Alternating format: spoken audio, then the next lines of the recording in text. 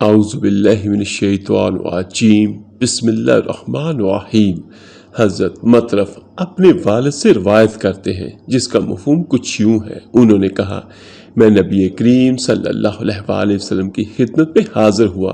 آپ صلی اللہ علیہ وآلہ وسلم اس وقت سورہ تکاثر کی تلاوت فرما رہے تھے۔ آپ صلی اللہ علیہ وآلہ وسلم نے فرمایا ابن آدم کہتا ہے میرا مال میرا مال۔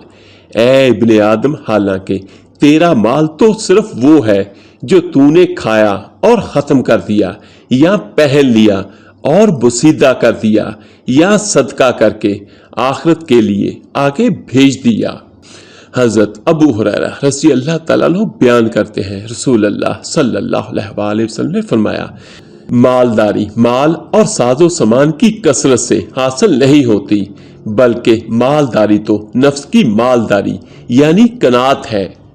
حضرت ابو ہریرہ رضی اللہ تعالیٰ عنہ بیان کرتے ہیں رسول اللہ صلی اللہ علیہ وآلہ وسلم نے فرمایا بے شک اللہ فرماتا ہے انسان میری عبادت کے لیے فارغ ہو جا، میں تیرے دل کو مالداری قناعت سے بھر دوں گا، تیری محتاجی ختم کر دوں گا، اور اگر تو ایسے نہیں کرے گا تو میں تمہیں کاموں میں مصروف کر دوں گا اور تیری محتاجی ختم نہیں کروں گا۔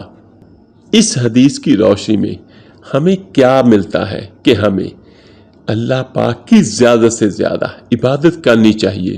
ہاں، جو اپنے روزمرہ کے معمولات ہیں وہ بھی ہم کریں، لیکن اللہ پاک کی عبادت زیادہ سے زیادہ کریں تو یقین اللہ پاک ہماری محتاجی بھی ختم کرے گا، اللہ پاک ہمیں اپنی رحمتوں سے بھی نوازے گا۔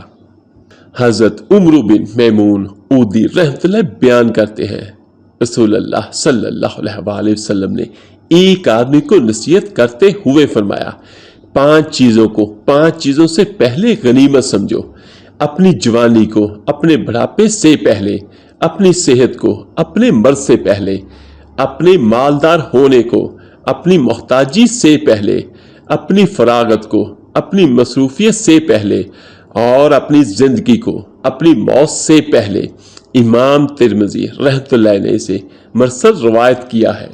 اللہ پاک ہم سب کو صحیح معنوں میں دین اسلام پر چلنے والا بنا دے اور ہمیں وہ زبان عطا کرے جو زیادہ سے زیادہ اللہ پاک کا ذکر کرے، اس کے محبوب صلی اللہ علیہ وآلہ وسلم زیادہ سے زیادہ درود پاک پڑھے۔ آمین ثم آمین۔